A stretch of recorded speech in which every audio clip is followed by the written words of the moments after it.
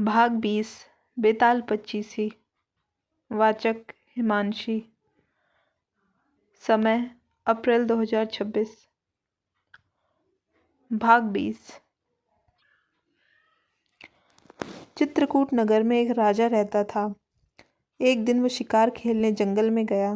घूमते घूमते वह रास्ता भूल गया और अकेला रह गया। थक कर वह एक पेड़ की छाया में लेटा कि उसे एक ऋषि कन्या दिखाई दी। उसे देखकर राजा उस पर मोहित हो गया।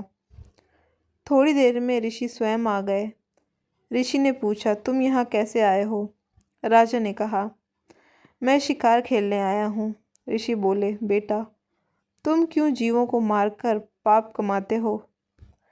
राजा ने वादा किया कि मैं अब से कभी शिकार नहीं खेलूंगा। खुश होकर ऋषि ने कहा, तुम्हें जो मांगना हो मांग लो। ऋषि ने ऐसा कहकर राजा की ओर देखा। राजा ने ऋषि कन्या मांगी और ऋषि ने खुश होकर दोनों का विवाह कर दिया। राजा जब उसे लेकर चला तो रास्ते में एक भयंकर राक्षस मिला। वह बोला कि मैं तुम्हारी रानी को खाऊंगा। अगर चाहते हो कि वह बच जाए तो 7 दिन के भीतर एक ऐसे ब्राह्मण पुत्र का बलिदान करो जो अपनी इच्छा से अपने को दे और उसके माता पिता मरते समय उसके हाथ पैर पकड़ें। डर के मारे राजा ने उसकी बात मान ली। वह अपने नगर लौट आया और अपने दीवान से सब हाल कह सुनाया। दीवान ने कहा, आप परेशान न हो, मैं उपाय करता हूँ। इसके बाद दीवान ने 7 बरस के बालक की एक सोने की मूर्ति बनवाई और उसे कीमती गहने पहनाकर नगर नगर और गांव गांव घुमवाया। यह कहलवा दिया कि जो कोई 7 बरस का ब्राह्मण बालक अपने को बलिदान के लिए देगा और बलिदान के समय उसके माँ बाप उसके हाथ पैर पकड़ेंगे, उसी को ये मूर्ति और 100 गांव मिलेंगे। यह खबर सुनकर एक ब्राह्मण बालक राजी हो गया। उसने माँ बाप से कहा, आपको बहुत से पुत्र मिल जाएंगे।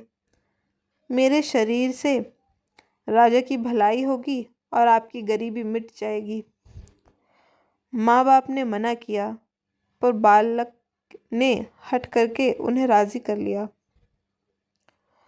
माँ बाप बालक को लेकर राजा के पास गए। राजा ने उन्हें लेकर राक्षस के पास गया। राक्षस के सामने माँ बाप ने बालक के हाथ पैर पकड़े और राजा उसे तलवार से मारने को हुआ। उसी समय बालक बड़े जोर से हंस पड़ा। इतना कहकर बेताल बोला, हे राजन, यह बताओ कि वो बालक क्यों हंसा?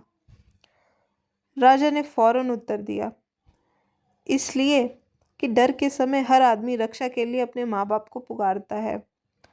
माता पिता न हो तो पीड़ितों की मदद राजा करता है। राजा न कर सके तो आदमी देवता को याद करता है। पर यहाँ तो कोई भी बालक के साथ न था। माँ बाप हाथ पकड़े हुए थे। राजा तलवार लिए खड़ा था। राक्षस भक्षक हो गया था। ब्राह्मण का लड़का परोपकार के लिए अपने शरीर दे रहा था। इसी हर्ष से और अचरज से वह हंसा। इतना सुनकर बेताल अंतर्ध्यान हो गया और राजा लौटकर फिर उसे ले आया। रास्ते में बेताल ने फिर कहानी शुरू कर दी। भाग 20 का अंत।